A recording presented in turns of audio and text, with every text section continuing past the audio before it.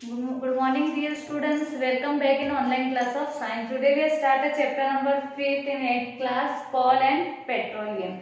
In previous class we also discussed about this chapter.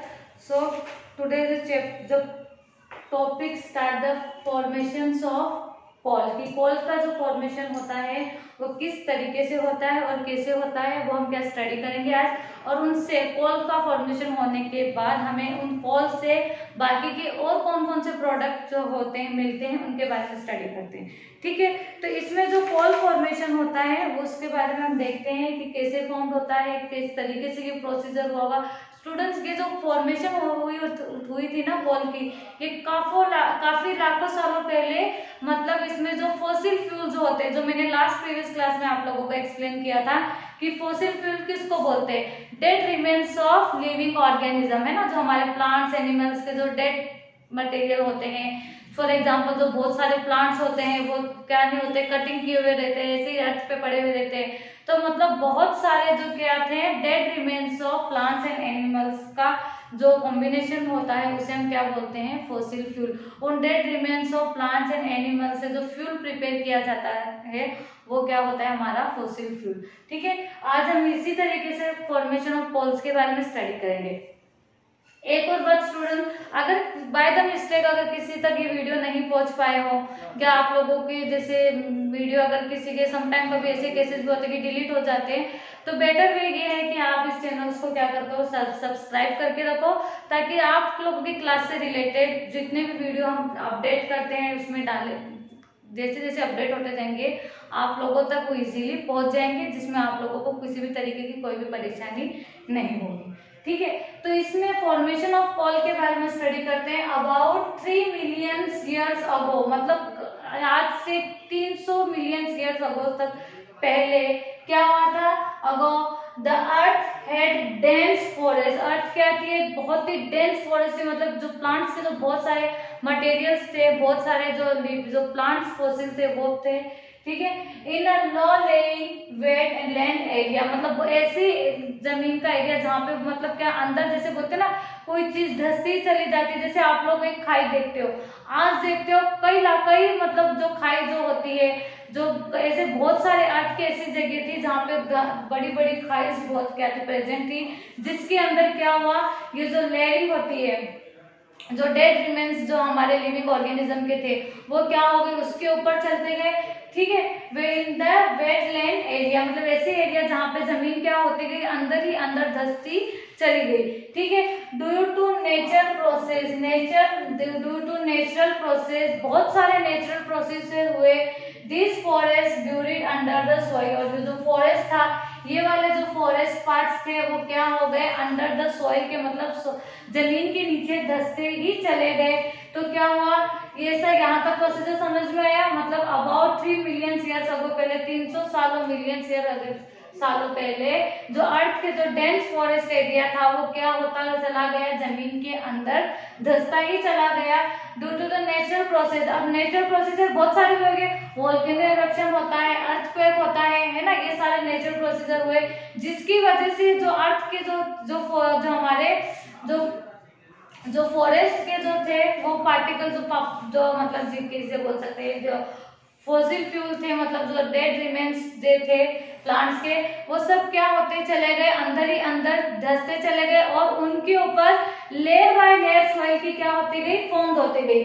ठीक है, under the soil more soil deposited and they were compressed, जहां पे क्या हुआ, बहुत सारी सॉइल क्या होती गई, एक दूसरे के ऊपर अर्थ की लेयर जमती चली गई, और वो धीरे धीरे जो फॉरेस्ट जो थे, जो प्लांट्स वगैरह थे, वो सब क्या हुए, नीचे की तरफ धंसते चले गए। ठीक है, कंप्रेस्ड यानी पूरा अंडर द अर्थ तक वो पूरे क्या हो गए, कंप्रेस्ड हो गए। उसके बाद में क्या हुआ, temperature rise and sink deeper and deeper, जैसे जैसे टेम्परेचर बढ़ता गया। अब टेम्परेचर कैसे बढ़ेगा, आप लोगों को पता है अर्थ के नीचे ऑलरेडी क्या होता है, टेम्परेचर होता है। ठीक है। तो जैसे जैसे टेम्परेचर बढ़ता चला गया वो जो डेड रिमेन्स थे वो क्या हुए, नीचे की तरफ धंसते चले गए और उनके ऊपर अर्थ की लेयर बाय लेयर क्या होती गई, फॉर्म होती गई। उसके बाद में क्या हुआ, under the high temperature and pressure. अब प्रेशर तो उसमें अंदर से हो रहा था और प्रेशर कहाँ से पड़ रहा था, ऊपर से। कैसे कि जैसे उसके ऊपर लेयर बाय लेयर जम रही थी तो प्रेशर आ रहा था और मतलब और जमीन के अंदर का जो खुद का जो टेम्परेचर होता है वो क्या हो रहा था, दोनों ही एक साथ क्या हो रहे थे, इंक्रीज हो रहे थे। एक तरफ से प्रेशर इंक्रीज हो रहा था, दूसरी तरफ से क्या हो रहा था, टेम्परेचर इंक्रीज हो रहा था। ठीक है, जैसे ही दोनों इंक्रीज हुए, जितने भी डेड रिमेन्स थे, dead plants slowly converted into coal. जो डेड प्लांट्स थे हमारे वो धीरे धीरे किसमें कन्वर्ट होते चले गए, सॉफ्ट कोल के अंदर, यानी फाइनली वो कोयला बन गया। तो ठीक है, ये प्रोसीजर आप लोगों को समझ में आया। पहले क्या हुआ था, आप लोगों को बुक में जो दिया है हाउ इज कोल फॉर्म, इस तरीके से दिया है। तो आप लोगों को उसमें शॉर्टली जो मैंने क्या किया है, पैराग्राफ को मैंने शॉर्टली लिख करके आप लोगों को एक्सप्लेन किया है कि किस तरीके से कोल का फॉर्मेशन हुआ था। ठीक है, एक बार और आप लोगों को मैं एक्सप्लेन कर देती हूँ। अबाउट 3 मिलियन ईयर्स अगो, मतलब 3 मिलियन ईयर्स अगो, इससे पहले earth had a dense forest. Earth क्या थी, एक डेंस फॉरेस्ट थी और लो लेइंग वेटलैंड एरिया, है ना, काफी ऐसा एरिया था जहां पे जितने भी प्लांट्स वगैरह थे जो फॉरेस्ट के, वो क्या हो गए, जमीन के नीचे धीरे धीरे क्या होते चले गए, धंसते चले गए। Due to natural process, naturally process यानी अर्थक्वेक भी हुआ होगा, वोल्केनिक इरप्शन भी हुआ होगा, तो जिसकी वजह से वो और उसके ऊपर क्या हुए, पत्थर जैसे आ गए, सैंड्स आ गए, मिट्टी आ गई, क्ले आ गए, तो वो जो चीजें थी वो धीरे धीरे और भी जमीन के नीचे ही धंसती चली गई। More soil deposited and there were compressed, जिसकी वजह से क्या हुआ, बहुत ही ज्यादा सोइल उसके ऊपर डिपोजिट हो गई और वो और नीचे की तरफ धंसते यानी कंप्रेस हो गए, दबते ही चले गए। टेम्परेचर राइज और सिंक डीपर एंड डीपर, जैसे जैसे टेम्परेचर बढ़ता गया उसके जो मटेरियल्स थे, जो भी डेड रिमेन्स थे, वो और नीचे की तरफ धंसते चले गए और डीपर एंड डीपर यानी उसके ऊपर लेयर बाय लेयर और भी फॉर्म होती चली गई। अंडर हाई प्रेशर, बहुत under high pressure and temperature, एक तरफ से क्या हो रहा था, प्रेशर एग्जिट हो रहा था, दूसरी तरफ से टेम्परेचर इंक्रीज हो रहा था, जिसकी वजह से वो क्या हुआ, जो डेड रिमेन्स थे प्लांट्स के, वो किस में कन्वर्ट हो गए, कोल में। ठीक है, तो जिसकी वजह से हमें फाइनली क्या मिलता है, कोल मिलता है।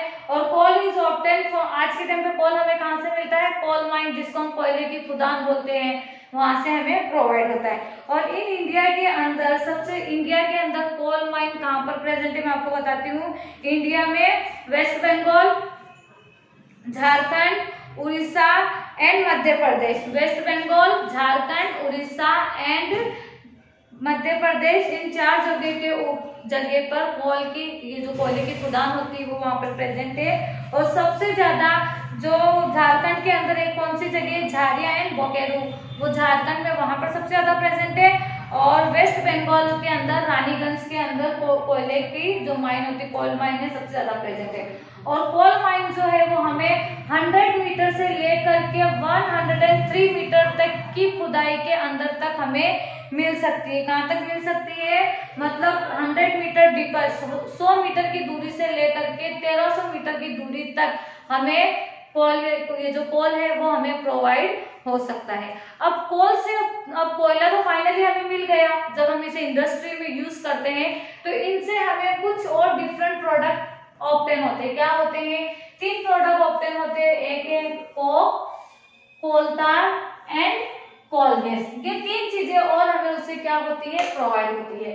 तो हम एक एक करके इनके बारे में क्या करेंगे, स्टडी करते हैं कि कोक किसको बोलते हैं, कोलतार क्या होता है एंड कोल गैस किसको बोलते हैं। ठीक है, so first is talk about coke. Coke किसको बोलते हैं, it is highly porous black substance. ये क्या होता है, काफी हाईली सब्सटेंस, पोरस होता है और ये ब्लैक इन कलर का सब्सटेंस होता है।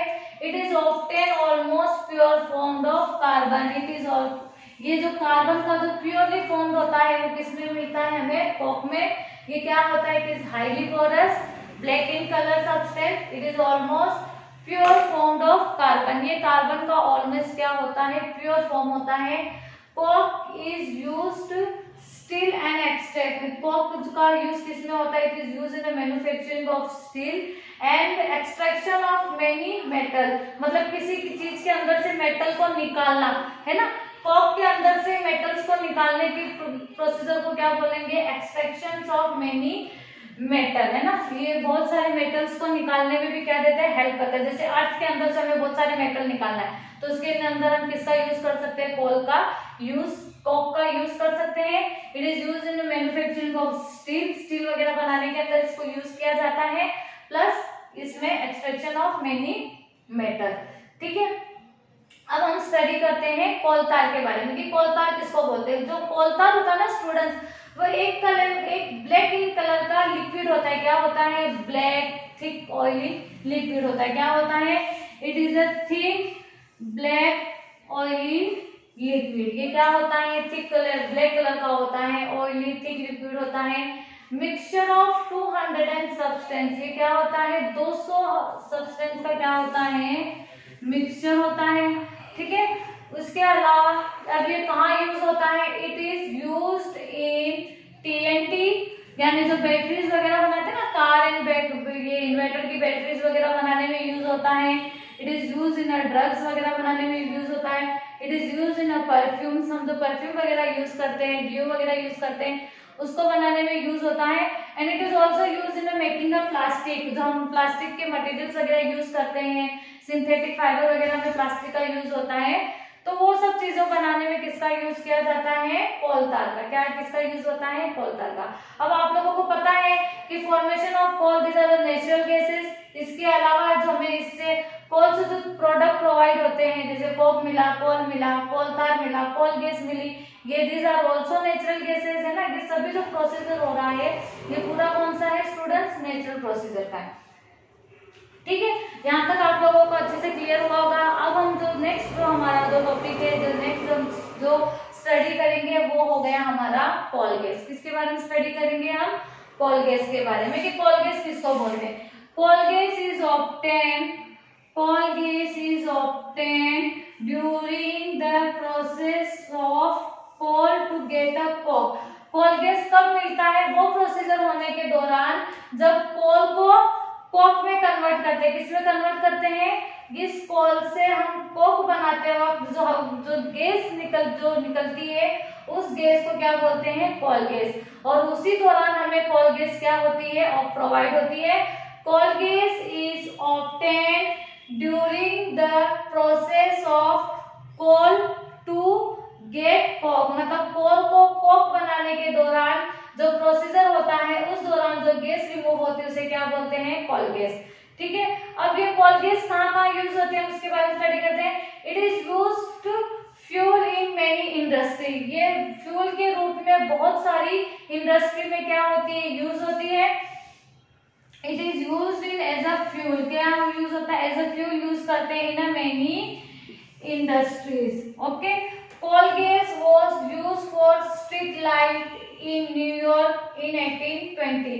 कोल गैस का सबसे पहले एज ए स्ट्रीट लाइट, जो सड़कों के ऊपर जो लाइटिंग वगैरह होती है उसमें यूज किया गया था। सबसे पहले कौन सी कंट्री में यूज हुआ था? इन न्यूयॉर्क के अंदर 1820 के अंदर न्यूयॉर्क में यूज हुआ था, और 1810 के अंदर लंदन में यूज हुआ था। कहाँ हुआ था? 1810 यूज इन लंदन, है ना। इन दो कंट्री के अंदर स्ट्रीट लाइट को यूज करने में, स्ट्रीट लाइट का जो यूज हुआ था उसके अंदर कोल गैस का यूज किया गया था स्ट्रीट लाइटिंग के अंदर। और सबसे पहले जिन कंट्रियों में यूज हुआ था 1810 के अंदर तो लंदन में हुआ था, और 1820 के अंदर न्यूयॉर्क में हुआ था। इसके अलावा एक और पॉइंट इसका, nowadays it is use for a heat, और आज के टाइम पे इसे एज ए हीट के रूप में क्या करते हैं? हम यूज करते हैं। ठीक है, आई होप आप लोगों को मैंने जितने भी टॉपिक एक्सप्लेन किए हैं, पॉइंट एक्सप्लेन किए, अच्छे से समझ आए होंगे। सो स्टूडेंट्स, आप लोगों को क्या करना है?